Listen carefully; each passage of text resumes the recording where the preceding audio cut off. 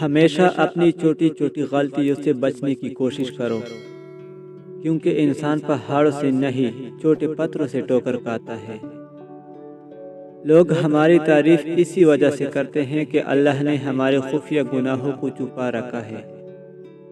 ہم پر احسان ان لوگوں کا نہیں جو ہماری تعریف کرتے ہیں، بلکہ اس ذات کا ہے جو ہماری بدعمالیوں کا پردہ فاش نہیں کرتا۔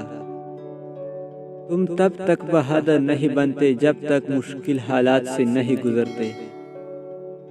عجیب لوگ ہیں جوانی میں مرنے کی اور بڑھاپے میں جینے کی دعا مانگتے ہیں۔ جب انسان سمجھتا ہے کہ وہ غلط بھی ہو سکتا ہے، تب وہ ٹھیک ہونے لگتا ہے۔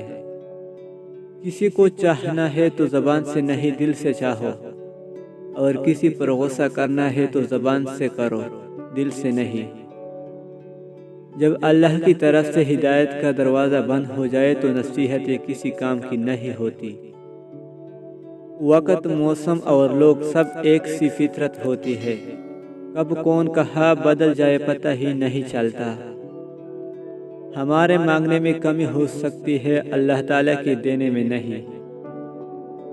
دو قسم کے لوگ کبھی بھی عزت دار نہیں ہو سکتے، ایک چاپلوس، دوسرا منافق۔